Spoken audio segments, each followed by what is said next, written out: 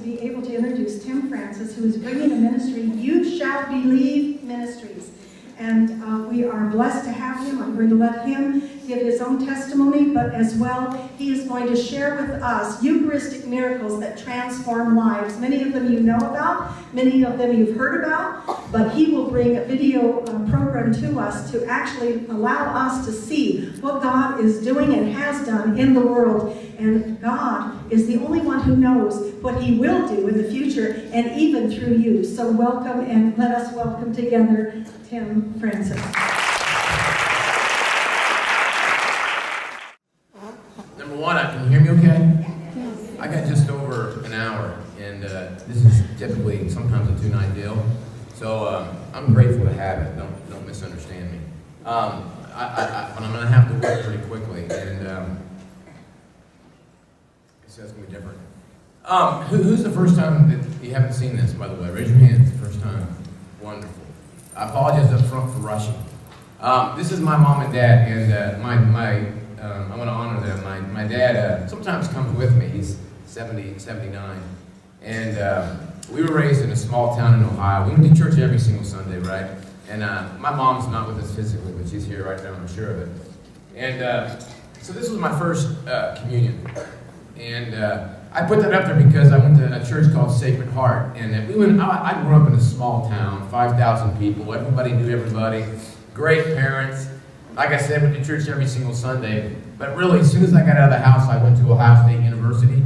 And my feast days, I didn't know about feast days to my recollection. But my feast days were Ohio State, Michigan football, right? Spring break, that's actually a picture a buddy sent me when I was in Panama City Beach, because we looked forward to spring break and we just drank all week, and I'm not proud of that, but that's kind of the reality of what many people have lived through. You gotta ask yourself, how does a person that's raised, and I'm sure you have kids and grandkids, and I know I'm preaching to the choir this morning in a big way, but you gotta ask yourself, how does that happen, you know? And I'll get to that. But I went down to Dallas, Texas, and I met somebody who had no religious upbringing at all. She was the only child. Her dad's an alcoholic. Her parents divorced when she was 4. We come from such different childhoods, and we just made a connection of some sort, many sorts. But the reality of it is, when we got married, it was, you know, it wasn't in the church, and that was in Lake Tahoe, and it was in 1999. And I found this picture about, 2-3 years ago. I was at my dad's house, and I was thumbing through pictures. I said, hey, that's Mom. And they said, yeah. So I don't know my dad to be a picture taker, but he must have took it. Can you see the date on there, August 15th? That's the Assumption of Our Lady. So when I was getting married in Lake Tahoe, my mom was there, and she was sneaking over to the church on the blessing of the Assumption of Our Lady. And she's kneeling down there, you see, and she's asking Mary to pray for me. And I kind of know what she was praying about now. And the power of a mother's prayer is kind of the theme of my talk. But my wife and I got invited to a mega church. They have, it's called The Rock, I heard around here. Yeah. They're all over. The last 20 years, they're a phenomenon. And by the way, is there anybody in here that's a Christian, committed Christian, but you're not Catholic? Yeah, it's okay, you raise your hand. I want to know. Okay, I'm never here to offend you. That's why I'm telling you that, okay? I'm in the Bible Belt. I have many evangelical friends. I got my first Bible study because of this church. But this was a real different church than when I grew up. It was like, you know, they were doing plays and skits, and it was wonderful. I got involved in a Bible study, and I called my mom in Ohio at the time. She's still alive. And I said, look, I'm in a Bible study, and I'm going to church. And she introduced me to this guy. And she taped every single show. I don't have time to elaborate on what it is. He was a Protestant pastor. And over the last 15 years, there's been over 1,000 Protestant pastors that have left their church and become Catholic. And I was real intrigued by that. It didn't make me become Catholic or come back to the church. I was kind of stubborn like that. I wanted to know it was true. I wanted to know, first of all, I didn't think it mattered what church you went to, as long as you had a relationship with Jesus. That was kind of my mantra, if you will. And but I decided to kind of study the Protestant-Catholic divide, and I was a football guy, not a Bible guy. So I actually ended up having, see what I got here, there it is.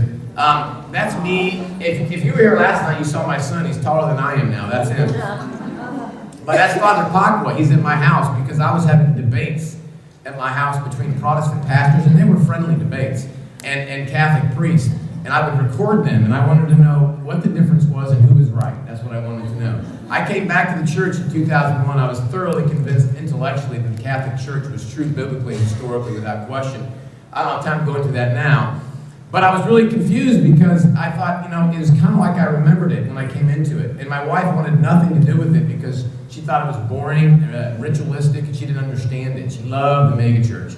And so my question was, if the Catholic Church was the true church established by Christ, and this is where you can get the body and blood of Christ, you can't get it over at the megachurch, and don't be offended by me saying that, then why is it that the megachurches were all on fire for the faith and other people, and I know you're on fire for your faith, but most of the Catholics I knew were kind of like, check the box, I went to Mass, let's not talk about Jesus anymore. Does that make sense?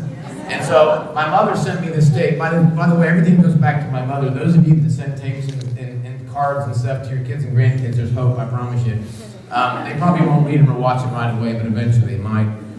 My mom sent me this tape, and this is kind of what our program is around. I was so intrigued by this. I had two questions. I wanted to know, what does it mean? Was it true? Was it real? And what did it mean? And I'm going to try to answer that in about 45 minutes to an hour here. I got this book. They have books and CDs and DVDs. They're not mine. I don't need to sign them. I don't make a red cent off any of them. But you should absolutely, 1,000%, I don't care if you got 5 bookstores at your house that you haven't read yet. You should get this book. You got 5 kids, 5 grandkids. I'm going to show you, if I have time at the end, how to get your kids to read it. Okay? I know that'd be a big miracle, right? Bigger miracle than the Eucharist. Yeah, I'm sorry? Yeah, absolutely good. So it was officially launched by the Archdiocese, by the head of Catholic Adult Education. But it centers on 3 different people. I'm only going to talk about one right now, and his name's Mike Willesee. You've heard of Bill O'Reilly, Anderson Cooper? That's who he is in Australia, okay? If you ask anybody in Australia who's Mike Willesee, they know exactly who he is. Famous household name. He was inducted into the Journalistic Hall of Fame. He's known as his hard-hitting investigative reporter. He owned this show. He produced this show. He anchored this show every single night he came across the airwaves. And he thought if you went to church and you were in a prayer meeting, that was lovely, but you're wasting your time because he didn't believe in God. The reason is because he was very successful in life. He was voted one of the 200 richest men in Australia. And he was successful, and he thought, I did it all without God. That all changed. But one of the people you're going to hear from or learn about is 4 mystical phenomena that I'm going to cover rather rapidly. The first one centers on this lady, Catalina and Katia. I'll call her Catalina probably.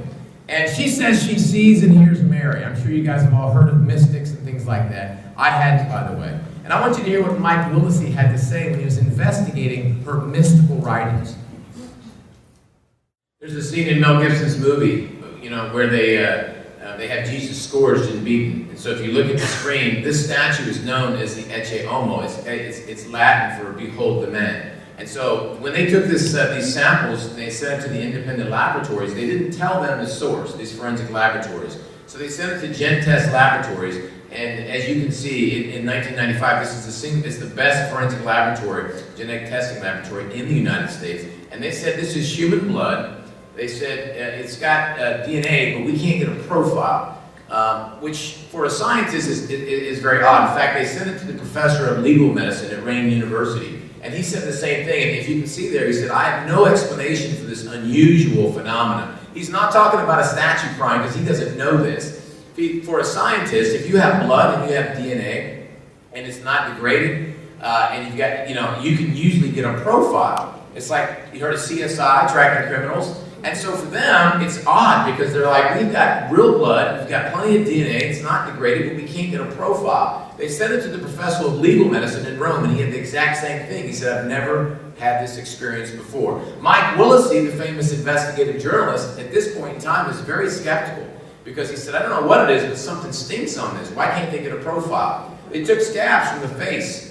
And looking through a microscope, the pathologist says, this is human skin taken from a human face. Of course, he doesn't know it's from a statue called Ecce Homo, right? And you can see the thorn. Well, they found something the pathologist couldn't figure out what it was.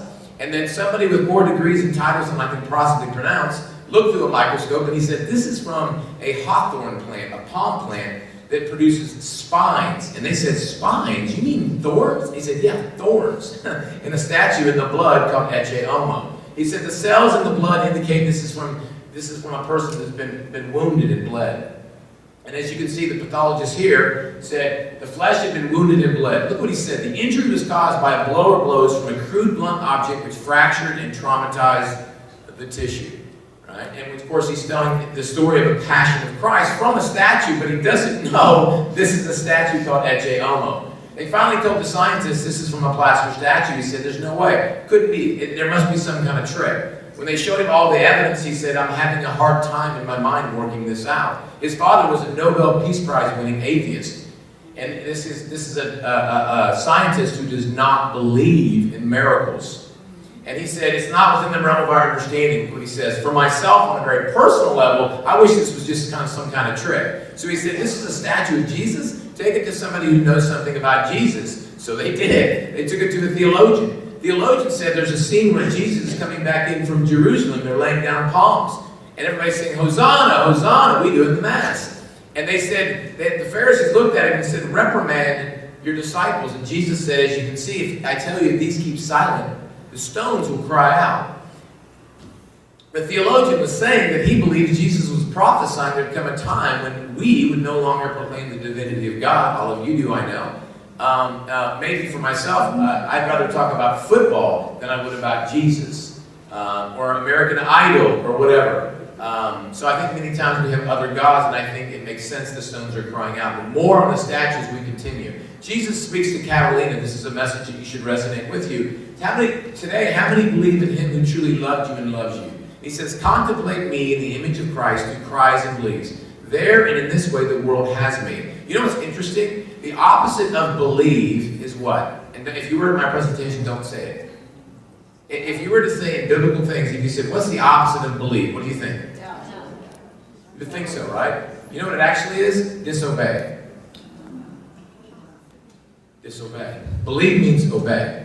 It's not what we understand it to mean. Yeah, I believe. It's so nice for people to say. I wish I had more time to elaborate on this. But it's so, it's so interesting for people to say, yeah, I believe in God, but, I don't think I need to go to church and all this kind of stuff. Or I'm spiritual but not religious. And I'm sure I've said that before. And hopefully I can touch on that. Jesus said to Catalina, he said, I am suffering. Now, when I heard this, I'm sure all of you understand this. But for somebody who went from a lukewarm Catholic to a pagan, by the time I was out of college, I was doing cocaine and stuff that I never did drugs my whole life until I was 23. And I ended up in the deepest, darkest circles with people with 9 millimeters and gold teeth. It's crazy where I ended up. And I say that, I forget why I said that actually. Why did I say it? What was I talking about? I got so much going on in my head. Oh, yeah, I don't know. Okay. So, but we'll get back to it eventually, I'm sure. So look, when I heard this, I remember why. Because I was so, to me, that I didn't go to Catholic school. I don't know about Faustina and Sacred Heart and all the stuff that we're going to touch on today. I'm just like, I thought naively that when you talk about Jesus suffering, that I thought of the cross, like he did all this suffering on the cross. At least I thought that, right? But when I heard that Jesus is suffering, that was like something interesting for me to wrap my head around, especially if I thought it came from Jesus. And as you can see, it's interesting, the song, Angie, that you picked, it just had tears in my eyes because you're talking about, Jesus take my heart, Jesus take my heart, and all this stuff. And there's so much we're going to talk about today about the heart, right? And Jesus told Catalina to write this in capital letters for the whole world. He said, Jesus first and foremost wants men's hearts, and then the rest. I find that very interesting, especially related to what we're going to talk about now. So, of course, you're familiar with the scriptures. If you're not, my flesh is real food, my blood is real drink. When you hear this, I am the living bread who came down from heaven. Those are actually messages that Jesus gave to Catalina. Much like the statue, I want to tell you something that happened before I talk about the testing, though. Ricardo, by this time in the late 90s, believed that Catalina was a real mystic. He'd been testing her. He used to be an outspoken atheist, no longer. He's a devout Roman Catholic. And so what happened is he got a message from Catalina. You can read it there. It says, tell Ricardo I want him to take this case. So Catalina said, I have a message directly from Jesus for you, Ricardo. And she says, tell him that I want him to take this case. And she said, through it, Jesus wants to bring dignity back to the altars. The question was asked, what does he mean by dignity to the altars? And the answer given by Catalina was, people don't respect Jesus in the Blessed Sacrament the way they used to. And she said two things. Now notice I say this because I'm going rapid fire, I understand. but there was 2 things that was given to her in September of 99. And it was Jesus, after this program, after this research, there's a program that's going to ensue. This is a prophetic message, and you're part of it right now. And what's going to happen is people are going to learn that Jesus is alive in the Eucharist and that Jesus is suffering. Remember, this is September 99. Ricardo said, I can't do anything without the church's permission. It was great to get a message from Jesus, but I can't just go investigate this. Not long after that, he got a personal phone call from the then Cardinal and now Pope Francis, who personally called him and asked him to take this case in 99. And he did. Let's talk about the testing. Just like the statue, they got human blood, they got DNA, they got flesh and blood in the sample, but they couldn't get a profile. Remember the statue? So now, Mike Willesee, who was skeptical before, now he was like, maybe what seemed like a mystery is now a common denominator. Dr. Zugabe is a cardiologist, a pathologist, and a biochemist. I'm told by Ricardo that he's the only professor in the world to ever write a book on the subject. If somebody died from heart failure, that you could study their blood, and at the very end, you could determine by looking through a microscope, you could see exactly what happened at the end of their death. The heart is his business. You can see for most of his career, he was the chief medical examiner of Rockland County, New York. And again, he's a scientist and a professor. He said this is heart muscle tissue from the myocardium. That's exactly what they said, as you saw in the video, from Lanciano 1,200 years earlier. He said it's the part of the heart muscle that gives the heart its beat. You say, okay, well, what's the significance? Well, as you all know, and if you don't, the church says the Eucharist is the heart that gives the church its beat. They say it's the source and summit of our faith. And again, this guy doesn't know this is from a piece of wheat bread that's grown and sat in water for 3 years. Understand that. So just like they told the story of the Passion of Christ through a microscope from a statue, the laboratories are telling the Passion of Christ and confirming scientifically what we believe through faith and spiritually about the Eucharist. Dr. Zugabe, looking through a microscope, said the heart muscle's inflamed. He said there's been recent injuries like those I see in cases where somebody has been beaten severely around the chest. This person must have been very beat up. Look at this quote. He said the person that had this heart must have been very wounded. They were definitely tortured. Now that's his business, right? That's his business to know the heart, what happened. Biochemist, pathologist, and so it's an amazing thing that he even said that without knowing the source. He said the person was alive at the time the sample was collected. I'm sure you didn't pick, if you did, God bless you. I'm going so fast. But they said if you took living cells and you put them in water, they asked the scientists how long before they dissolved. He said minutes to an hour. So even if this wasn't from a piece of wheat bread which is put in a tabernacle and it grew, and they put it in water because that's what you're supposed to do when it's dirty. That's the protocol of the church. And if you put wheat bread in water, go put some bread in water, see what happens. It's going to dissolve, it's not going to grow. Right? But even if they took it from a heart, first of all, how can they take it from a living heart? But even if they took it from a heart and they had live cells attached to it, they put it in water, he still said it would dissolve within minutes to an hour. So they finally told him, he said, this is from a communion host. He said, how or why a communion host can change his character and become, look what he says, living human flesh and blood is outside the ability of science to answer. So what do? Why don't we go to the church where this happened, the Catholic Church? And it says, I am the living bread which came down from heaven. If anyone eats of this bread, he will live forever. And the bread which I shall give for the life of the world is my flesh. I love this one. He says, whoever eats my flesh and drinks my blood lives in me and I live in that person. I think there's nothing better than you can have in your life than a personal relationship with Jesus Christ. And I think it's quite clear from here that the way to get that personal relationship is to have his blood flowing in your blood, right? And as Angie pointed out in the book of Revelations, he said, I'm at the door if you knock and come dine with me. So there's a great scripture quote there as well. St. Elizabeth Ann Seton said this. She said, yeah, God's everywhere, and I'm paraphrasing. She said, but he's really on the sacrament of the altar. He's actually and really present there. Just like my soul is present with my body. Many people say, God's everywhere. Why do I have to go to church? And the answer to that, I don't have time to go real deep into it. The answer to that is the church that gave us the Bible, the church that told us which books are in the Bible. Historically, it's the Catholic Church, without question, says there's only 2 places that Jesus is physically present in his glorified body. Next to the right hand of God the Father, and in the communion host, because he did say, this is my body, this is my blood. So Mike Willesee went over to Cochabamba, Bolivia, because He heard she was having a stigmata. He wanted to get it on film. He wanted to see if this really was happening. She got a message from Jesus and it said, it's not going to happen. On film, you can see this on my website. And it said, tell Mike and Ron to learn to trust in me more. And she gave a prophetic message. By the way, this is the first time, according to Ron and Mike, in recorded human history, that any mystic has ever been recorded giving a prophetic message like this. And it was 28 million people witnessed this, where the message from Jesus was, come back 2 months from now. And she predicted the exact day and the exact time. And she said, you'll tell Mike he'll get to film what he wants. And she said, it'll start at 12 noon on Friday. It'll end at 3 o'clock. And she said, the very next day, all of the wounds will be completely healed. I want to show you a small clip of that. Bottom line is that she had this stigmata for over 3 hours. It was filmed from beginning to end. They've got all the raw footage. Ron filmed it himself on top of one of the things that Fox did. They hired Mike, but Ron was there with his own camera. 9 witnesses, 2 cameras. She started right at the beginning. They filmed the whole thing. The very next morning, the wounds were completely healed. This was her second external stigmata. She had the invisible stigmata since 1993, and I don't have time to go into that right now. But here's a very significant thing. That she gave a prophecy on film that said, come back 2 months from now, the day after the Feast of Corpus Christi. Why would she say, come back? Why would Jesus say, come back the day after something? Why wouldn't he say, just come back on this date? And they figured this out like 2 years later. Because he was highlighting 2 feast days. You can see him there. What is the Feast of Corpus Christi? Of course, it's Latin for Body of Christ. But what motivated the Pope to institute it? 99.9% of Catholics, for sure, myself, wouldn't know this. It's because of a Eucharistic miracle. The priest was doubting. He didn't really believe it was Jesus and it started bleeding. But on the Feast of Sacred Heart, most of you probably know this, he pulled out his heart. Anybody who doesn't know this, he pulled out his heart.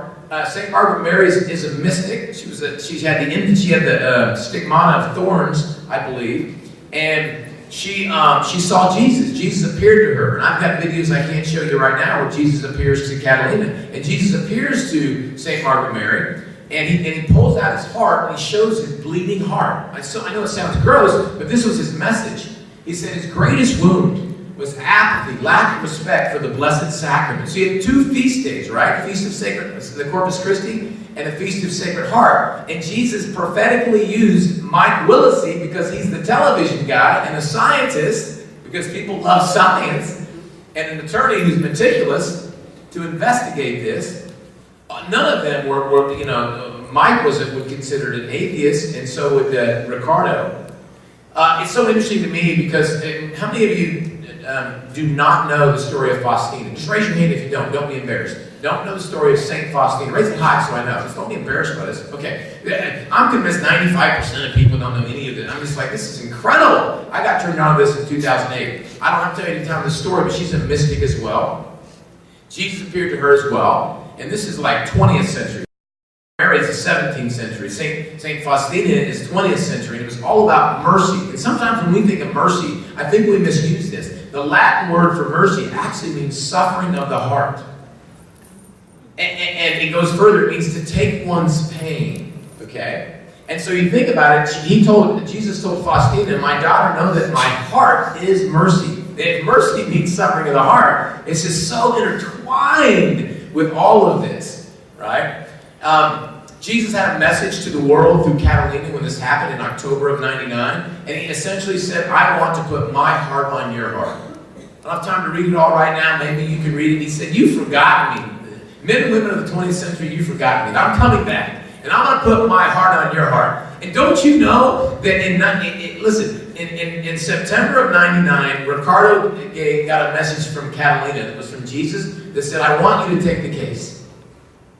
And it said 2 things people are going to determine. Jesus is alive in the Eucharist, and Jesus is suffering. That's September of 99. October 13th was the Feast of Fatima, which if you don't know that, you need to Google it. October 13th, after the stigmata happens, Catalina tells, I got a message for the whole world. It says, Jesus is coming back to put his heart on you. Fast forward to 2004, the only professor in the world to ever write a book on the subject.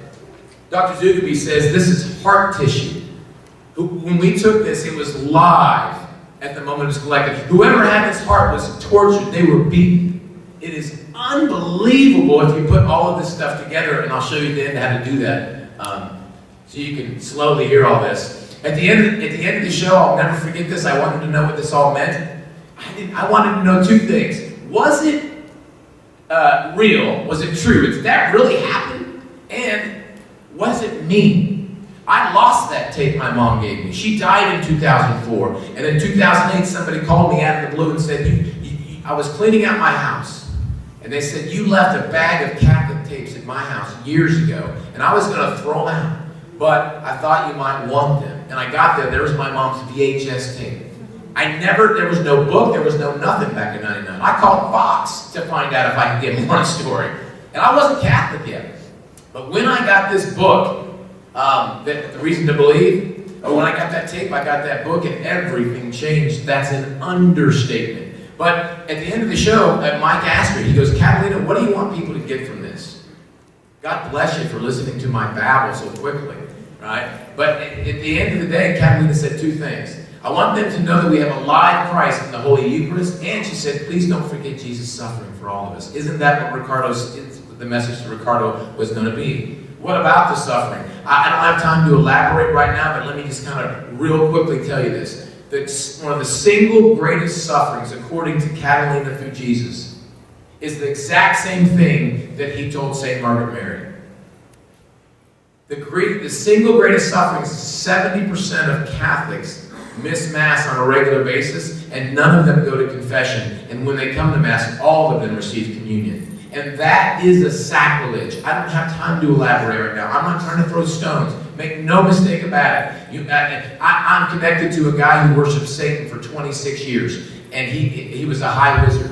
It's as high up as you get in black magic. He's now a Catholic. He had to have a deliverance. He said people still communion host who worship Satan. They sneak into Catholic churches and they take him to a black mass. They spit on it, they stomp on it, they throw it in the fire. And you say, that's horrible. But so is going to communion with mortal sin. It's just as bad. It's sacrilegious. It's not that someone's trying to hit you over the head. It's that it's hurting you and them. Probably none of you do this. Guarantee you have kids and grandkids that come home and go to Mass with you and do it. And it needs to stop. That's not your job to tell them to stop it. The prophet's not welcome in their homeland. If I have a little time, I'll talk about ways that we can reach out to them.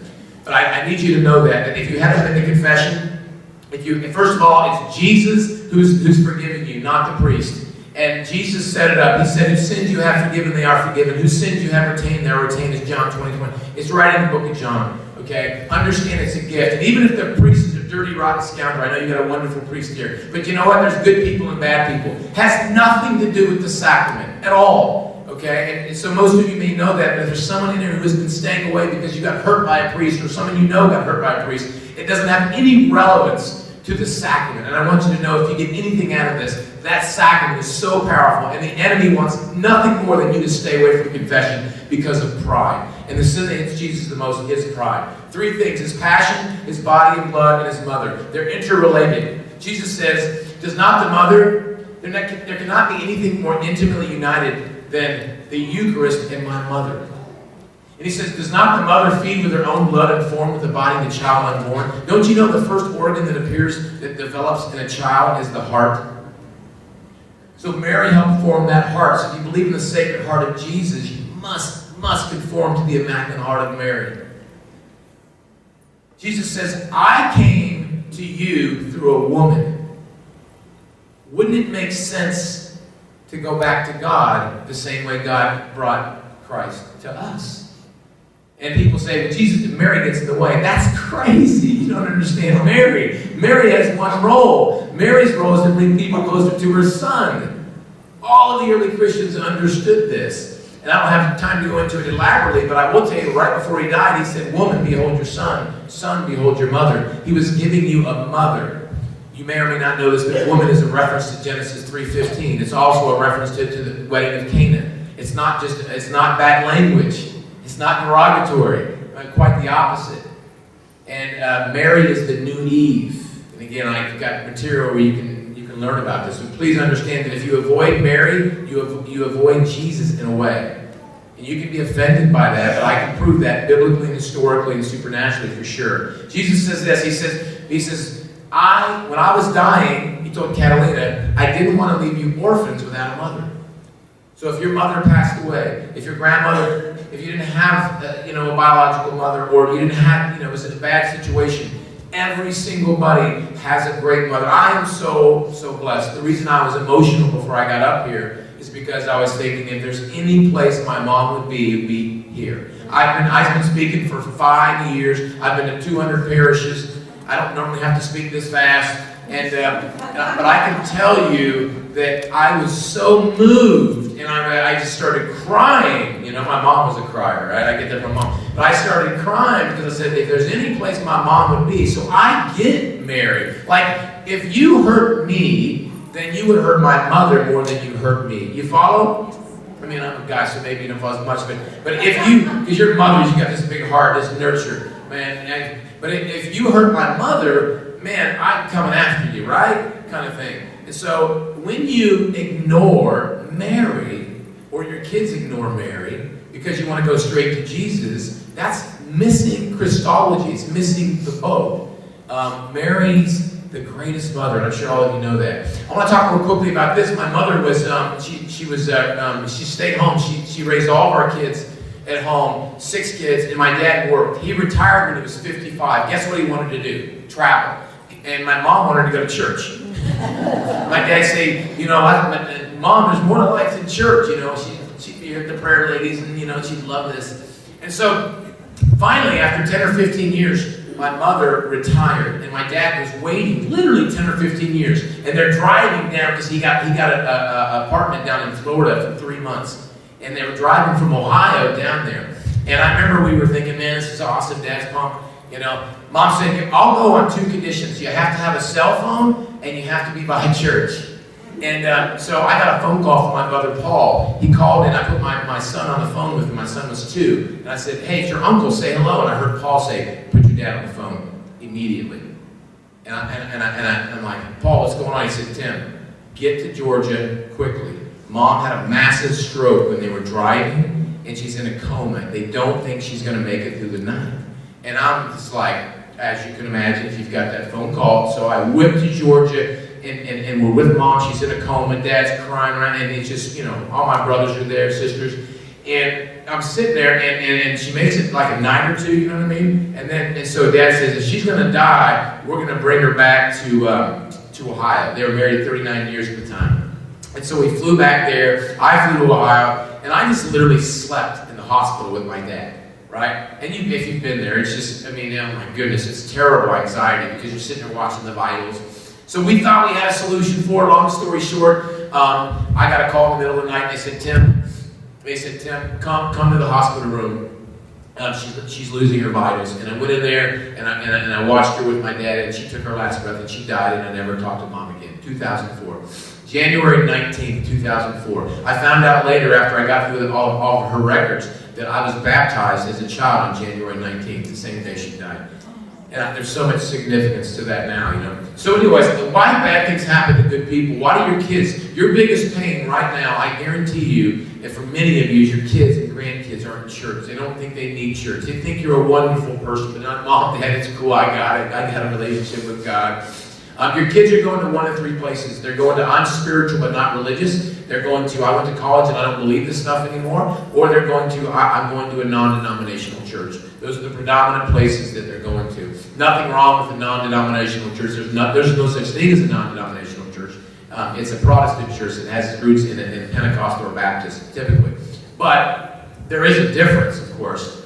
But I remember reading this. Paul said, I rejoice in my sufferings for your sake. Here's a question for you. What is lacking in Christ's suffering? But Paul said, I rejoice in my sufferings for your sake, and in my flesh I complete what is lacking in Christ's suffering. Participation. I'm sorry? Okay, yeah. Our participation. Our participation. So, see, what I realized was, why would Catalina have to suffer? Didn't Jesus do all the suffering on the cross? Why would Padre Pio? Padre Pio, he bled a pint of blood every day for 50 years. Did you know that? He had excruciating suffering. You read the story of Padre Pio. Well, why is that necessary, right? Why would my mom need to suffer? She was voted by the prayer ladies. They told me afterwards, they said, I want you to know, Tim, that your mother was voted most likely to be a saint.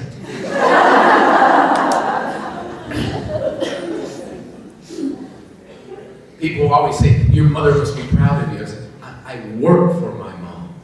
Because I wouldn't listen to her here because I was too cool for school, see? But then all this suffering, she attached it to Christ's suffering. And when you attach your suffering to Christ's suffering, it saves souls from hell. Repeat. When you attach, if you don't do this, your suffering is useless. If you attach your suffering to Christ's suffering, Christ is the head and we are the body. When my back hurts, my head knows about it. So when you suffer, and I know the biggest suffering is the kids and grandkids not in church. Could it be physical suffering? Could it be emotional suffering? Could it be lonely? Could it be depression? Could it be with a divorce? Could be anger with a priest. But when you suffer, if you attach to Christ, it saves souls from hell. It's so huge. Look what Jesus told St. Therese. He said, you must know the souls my Father loves the most are those that suffer the most in this life. He said, learn from Job, who said, if you receive good things from the hand of the Lord, why should you not also receive bad? Did you hear that? And if you like the scriptures, Hebrews 12:6 says, I punish whom I love, and I test those whom I receive as my children with misfortunes. Did you hear that? What a wild thought. Now, again, time's probably about up, right? What do I got? 7 minutes. I got 7 minutes. Okay. I'll just say it like this for anybody that's like drug here, and many of you know this, but many of you are wondering what kind of teaching that is. It's the teaching of good fatherhood. Because see, I have rules for my kids, and they think they're terrible, and I'm a bad person. I have rules because I love them, right? When I'm working out now, I'm starting to work out again. I used to work out all the time. Used to be my God. I'm starting to work out again. I have a few injuries with my son who's 13. And he thinks I'm terrible that I put obstacles in his way at the workout gym. I'm helping him. He doesn't understand it. I'm helping him grow. He understands. He doesn't like it. No pain, no gain, son. Right? So there's a beautiful message that Jesus gave to Catalina, and it says, since there's so many mothers here, and it says, when a mother, and I don't know if to do it here or whatever, but somewhere they do this, is that when a mother wants to wean her child from breastfeeding, she puts something bitter there. Now, I'm sure the kid doesn't understand it, but she's doing it out of love. And he says, in the same way, many times I allow bitterness to come to you, so you'll fall on your knees and go to God. Because I care more about your soul than I do your 401k. That was a thought for me to put my head around. People say, I lost everything in the stock market. I'm like, wonderful. Are you going to church? There is suffering that God wants everybody to be happy. He doesn't want to be miserable. However, we're called to follow Christ's example. The world says stay away from suffering. Padre Pio said, when Jesus wants me to know he loves me, he makes me suffer the wounds, the thorns, and the anguish of his passion. Jesus himself wants my suffering. Look what he said. He needs them for souls. The holiest people I meet suffer the most. That's been so true in the last 5 years. So true. There's my mom, 1999, on the Assumption of Our Lady. I'm getting married in Lake Tahoe. She's praying for me. She sends me a tape. I watch it. It's amazing, but I never get the story. 8, 9 years, 10 years later, somebody says, you lost the tape, or I found these tapes. I pick the tape up. I Google and I find this book. Again, 5 kids, 5 books. I couldn't say that enough. I mean, my goal, if every one of your kids read this book, and in the next 3 to 4 minutes, I'm going to show you how to get them to do it. I found out about mystical messages. By the way, ready? Show of hands. Who has never heard of mystics, Catholic mystics, or mystical messages? Raise your hand if you've never heard of that. Keep it up, just so I got it. Okay, so most of you have. I'm big time preaching to the choir. I had. Like, what are you talking about, mystic? I thought that was like some fortune teller or something, right? I didn't know about Faustina, all these people. So when I got these, I used to go to Mass. I got the book, I read it, and I called my brother. I said, everything Mom said is true. We thought my mom was a great lady, but we thought she just kind of bought into, it's like it's a ritual, I said, everything's true. Mike, Paul, Eugene, Philip, everything's true, man. And I took these messages with me to Mass. It was me and the prayer ladies every morning at 9 o'clock at Mass. Before I do any work, I'd say, I don't care, I'm doing it.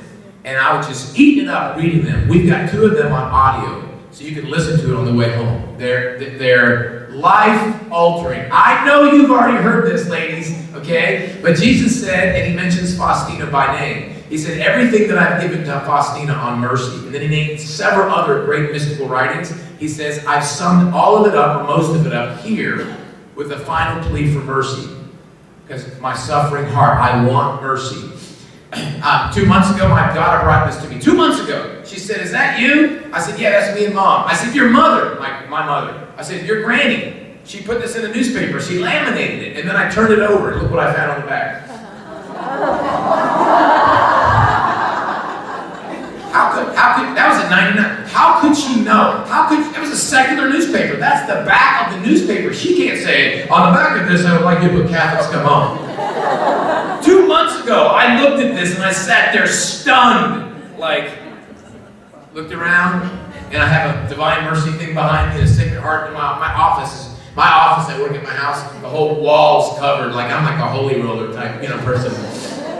I don't have time to show you this, but I'll show you where you can get it. He came in the United States, this is Mike Willesee, and I had the great honor of setting up a talk. The last time he was here, and that was in 2008. He said, I'll be here 3 days, September 8th, 9th, and 10th. I said, good, let's do a talk on September 8th. Guess who didn't know what September 8th is? Me.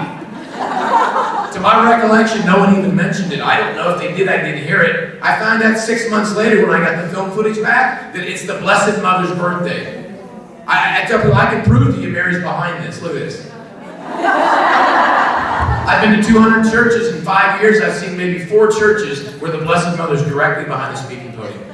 Guess what I found out after that? Keep finding more stuff out. Guess what I found out after that? The first locution, that means mystical experience that Catalina ever had, was with the Blessed Mother on September 8, 1993. Mary's job is to bring people closer to her son. That's her job. No way she can get in the way, no how. I want to show you this real quickly. I don't have time to go into this. I will say this. Confession is not because you're a horrible person. It's a medicine. And when you go to confession, maybe you know this, maybe you don't. You get sacramental grace. Not only do you get forgiven, you get supernatural power to help you avoid more sin and also to give you peace, patience, kindness, love, and understanding in your life.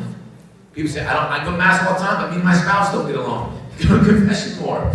Go to adoration more. I wish I had time to talk about this. Mother Teresa was asked, what would it take to end abortion in America? She said, if every parish in the United States offered 3 hours of Eucharistic adoration each day, abortion would be ended. If each person spent an hour a week in adoration, abortion would be ended. Jesus told Catalina, I want perpetual adoration in every parish. If you don't know what adoration is, find out from somebody in here, get signed up, and spend an hour a week in adoration. People say, how do I get my kids back in church? There's not a silver bullet. If they're 14, it's going to be different than they're 30. Depends what life experiences they've had. It depends if you've been through divorce and they're mad at you for some reason. There's a lot of, maybe they hate a priest, maybe they had a bad experience. However, this is my formula. I'm going to show you what my mom did to me, okay? You call them, and don't tune out this last minute.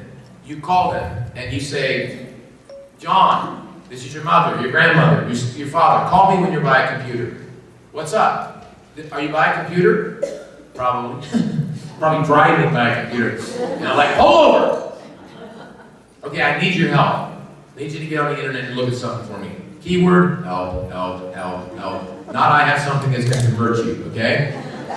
I need your help, oh grandiose, technological, inclined son, daughter that you are, wise to the world. Make them feel big. I need your help. Okay, what? Okay, go to this website, youshallbelieve.com, okay? It says something, watch amazing video. Do you see that? Because I'm not looking at it. Can you see it? Okay, yeah. All right, click on that. What do you see? There's 3 videos that pop up. Okay, next 3 videos. Okay, click on the first one and see if it plays. I can't hear it. Is it? Okay, pause it. Okay, got it. Don't just email them. Don't leave them a message. Don't do this. They're going to get on to something else. They're going to tell their buddy, my mom, religious mom and grandma just sent me something. And they probably still say that. That's okay. I want Jesus to speak to them. Because see, when I lost that tape and it came back to me, I said, I started going to Mass, and I said, what am I supposed to do with this? And the message that came to me as I looked at the crucifix, it says, Tim, you've been selling things for the secular world for a lot of time. You've been falling on your face, trying to get rich and all this kind of stuff. The bottom line is, what I want you to do now is do it for me. And so then I want you to, after they watch the video, you say, call me back when it's done. After they call you back, they say, I watched it, Mom. And you're going to get this in your bundle, hopefully. You send them this book and this DVD. You don't say another word. You say a 2-day priority package costs you $5 with a sticky note. If they are I'm spiritual but not religious, or they don't like believe in religion, then I would send them Former Satanist Becomes Catholic. You'll get that in your bundle. If they are going to a non-denominational church and they don't think it's important to be Catholic, along with that, I would send I'm Not Being Fed and Confessions of a Mega Church Pastor. I'll keep that up there.